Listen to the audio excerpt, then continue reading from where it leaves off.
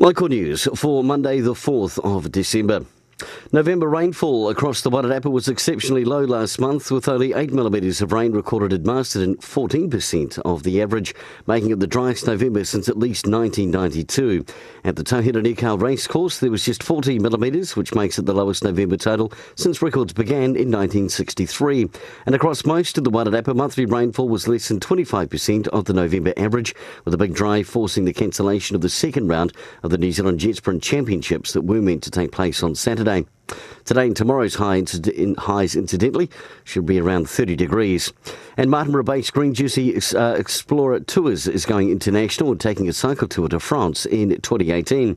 Managing Director and co-owner Stuart Edwards is excited about this major milestone for the company, which began life in 2011 with 20 bikes for hire. And finally in sport, the 2017 ASB Rugby Award nominations are out and include a well-known local rugby identity. Sid Tartana has been nominated as a volunteer, with the awards set to be announced on the 14th. And we certainly wish Sid all the best.